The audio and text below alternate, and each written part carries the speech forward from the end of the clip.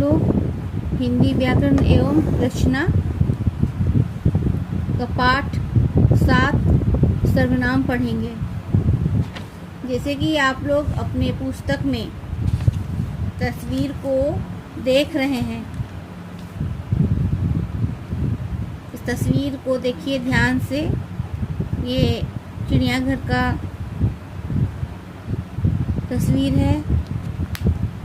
इसमें बच्चे दिखाई दे रहे हैं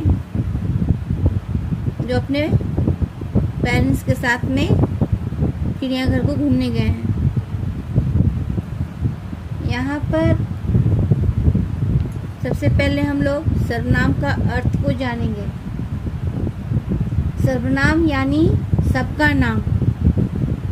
अब यहाँ पर प्रश्न उठता है कि किसका नाम? व्यक्ति, वस्तु, प्राणी, भाव आदि के नाम के स्थान पर प्रयुक्त होने वाले शब्द जो हैं सर्वनाम कहलाते हैं।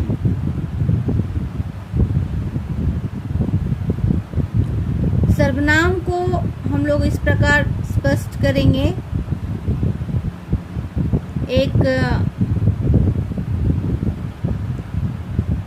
जैसे कि आपकी पुस्तक में लिखी गई है कि कल मैं दादाजी के साथ चिड़ियाघर घूमने गया। वहाँ मैंने बहुत सारे जानवरों को देखा।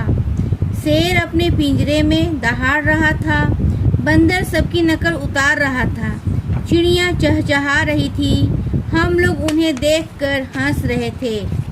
ऊपर दिए गए वाक्यों में दादाजी, चिड़ियाघर, जानवरों, शेर, बंदर, चिड़िया, लोग सभी संज्ञा शब्द हैं। जबकि मैं, वहाँ, मैंने,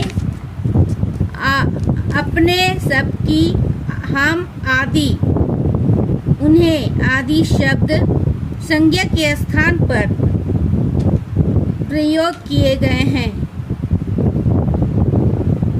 और मैं कुछ और उदाहरण को पढ़ रही हूँ, तो ध्यान से सुनिएगा।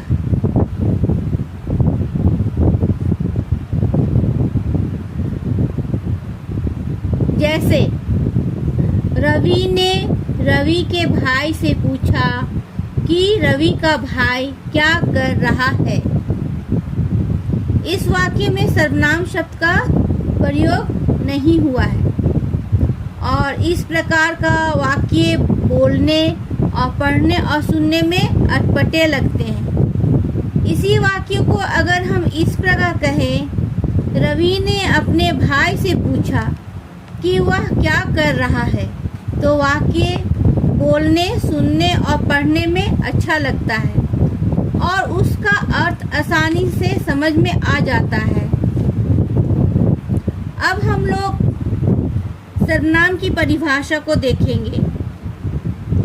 संज्ञा शब्दों के स्थान पर जिन शब्दों का प्रयोग किया जाता है उन्हें सर्वनाम कहते हैं। सर्वनाम के भेद।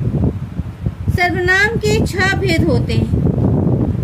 पुरुषवाचक सर्वनाम,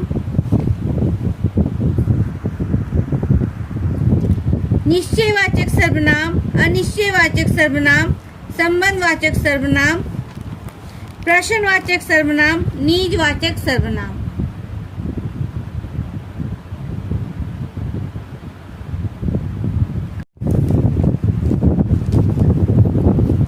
अब हम लोग पुरुषवाचक सर्वनाम को देखेंगे। जो सर्वनाम शब्द बोलने वाले, सुनने वाले और जिसके विषय में बातचीत की जा रही है उनके लिए प्रयोग किए जाते हैं, उन्हें पुरुषवाचक सर्वनाम कहते हैं। जैसे मैं, तुम, वह आदि। आप अपनी पुस्तक में कुछ तस्वीर को देख रहे हैं। यहाँ पर बच्ची जो है कुछ लिख रही है, तो मैं पत्र लिख रही हूँ। 2 बच्चे आपस में बातचीत कर रहे हैं। तुम कल कहाँ जा रहे थे? बच्ची जो है खेल रही है, वह खेल रही है। तो ऊपर में बताए गए रंगीन शब्द जो है, रंगीन बोलने से यहाँ पर मैं, तुम अवाह। ये जो शब्द है ये पुरुषवाचक सर्वनाम है। अब हम लोग पुरुषवाचक सर्वनाम के भेद को देखेंगे। पुरुषवाचक सर्वनाम के 3 भेद हैं, उत्तम पुरुष, मध्यम पुरुष, अन्य पुरुष। उत्तम पुरुष के कुछ उदाहरण दिए गए हैं। मैं पढ़ रही हूँ, मैंने चित्र पूरा कर लिया, हम आइसक्रीम खाएंगे। यहाँ पर मैं, मैंने और हम जो शब्द है बोलने वाला स्वयं अपने लिए प्रयोग किया है। मैंने, हम जो बोल रहा है वो अपने लिए प्रयोग किया है। तो ये जो सभी जो है उत्तम पुरुष सर्वनाम है। दूसरा देखेंगे हम लोग मध्य पुरुष। मध्यम पुरुष में है जैसे तुम पढ़ो, क्या तुमने गृह कार्य पूरा कर लिया, तुम लोग आ गए। यहाँ पर तुम, तुमने, तुम लोग शब्द जो है सुनने वाले के लिए प्रयोग किए गए हैं, अतः ये मध्यम पुरुष सर्वनाम है। यहाँ पर फिर से ध्यान से देखो, तुम, तुमने, तुम लोग शब्द जो है सुनने वाले के लिए प्रयोग किया गया है।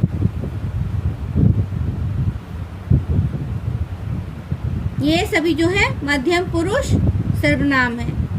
अन्य पुरुष, वह नाच रही है, उसने अपना जन्मदिन मनाया, वे खेल रहे हैं। यहाँ पर वह, उसने और वे किसी अन्य व्यक्ति के लिए प्रयोग में लाए गए हैं। ये जो है अन्य पुरुष सर्वनाम। अब हम लोग निश्चयवाचक सर्वनाम को देखेंगे। जो सर्वनाम शब्द किसी निकट या पास या दूर के व्यक्ति या वस्तु को निश्चित बोध कराते हैं तो उन्हें निश्चयवाचक सर्वनाम कहते हैं। इसे संकेतवाचक सर्वनाम भी कहा जा सकता है। यह मेरा मोबाइल है, वह विद्यालय है, ये मेरे नाना जी हैं। यहाँ पर रंगीन शब्द यह, वह, ये सभी निश्चयवाचक सर्वनाम हैं।